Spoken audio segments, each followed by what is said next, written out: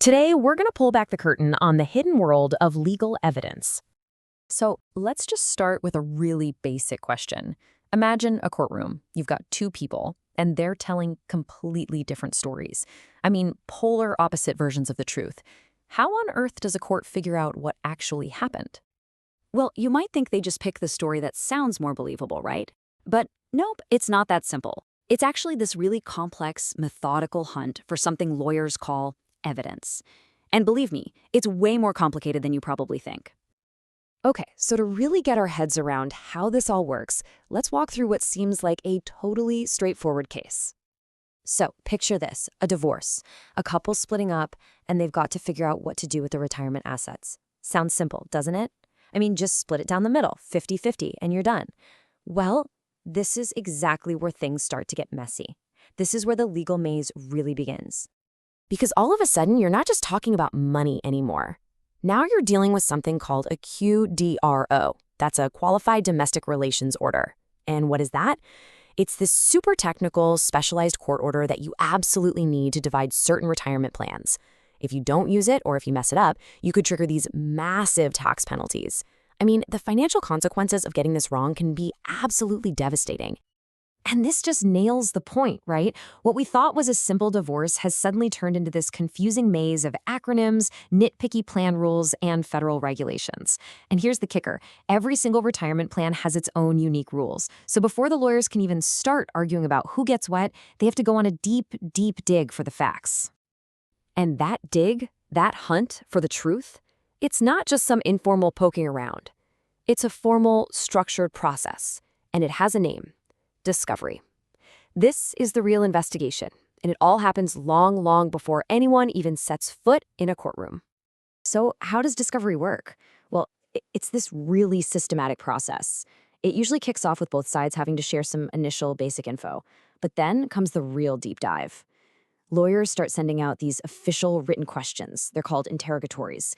They demand all sorts of documents, bank statements, contracts, emails, and they conduct what are called depositions, which are basically formal recorded interviews with witnesses, all done under oath. Now, one of the most powerful tools in this process is something called a litigation hold. Think about this.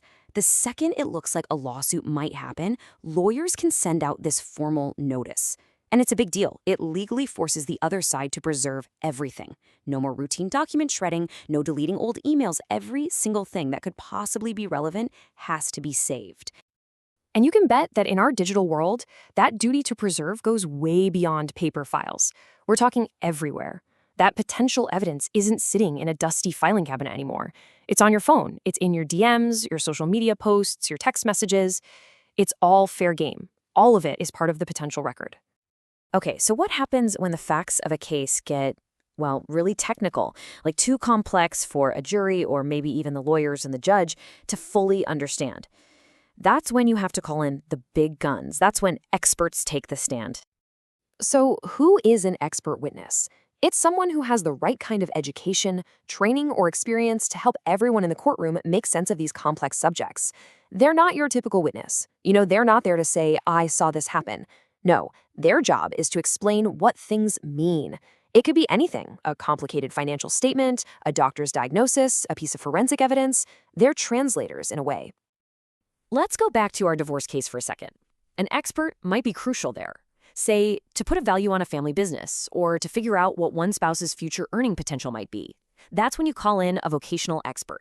And if you look at where these folks come from, it's pretty interesting. Over 60% have a background in vocational rehabilitation and counseling.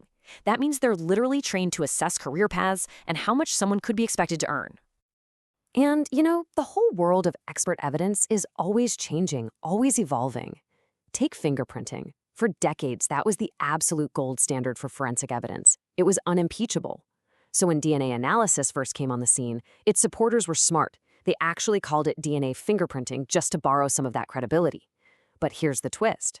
As the science got better and better, DNA analysis, with its super rigorous scientific validation, became the new gold standard. And now, traditional fingerprinting is the one facing tough questions about proficiency and error rates. How things change. So, this raises a huge question. With science getting more and more complicated, how does the legal system make sure that the expert testimony a jury hears is actually reliable? You can't just let any expert say whatever they want. Well, that's where the judge comes in. The judge has a really important job here. They have to act as a gatekeeper. And this is not an easy job. Just listen to this quote from the late Chief Justice Rehnquist. He basically said, "I have no idea what falsifiability means, and I bet a lot of other judges don't either." And he was right. He was pointing out the huge challenge. How can judges, who are legal experts, not scientists, be expected to evaluate complex scientific theories? It's a real puzzle. So how do they do it? Well, they were given a toolkit. It's a framework called the Daubert Standard, named after a Supreme Court case.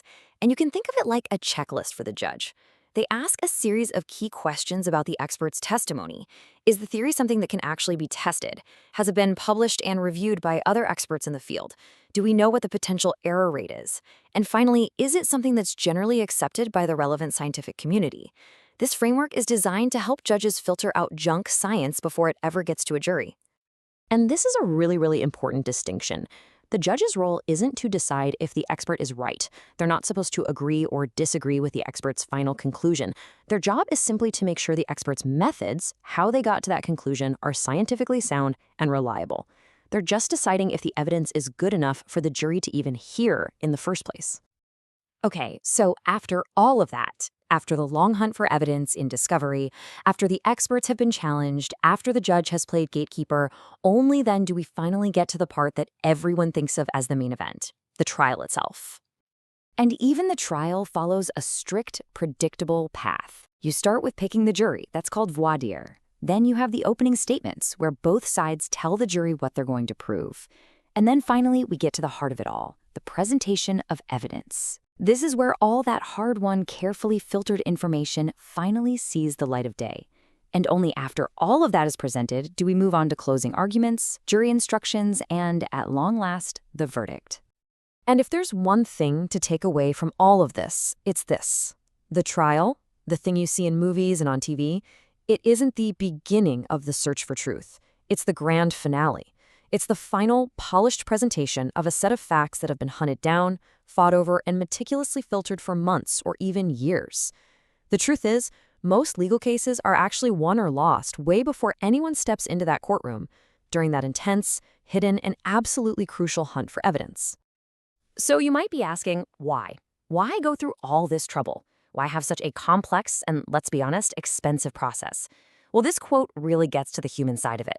When people are in a deep dispute, they're often so focused on the fight that they just can't see a way out. The law's rigid, evidence-based system, it's not perfect, but it provides a structured path forward. It gives a way to escape that terrible, painful dance. So in the end, the hunt for evidence isn't just about finding out who's right and who's wrong. It's about giving people a way to find resolution and to finally move on.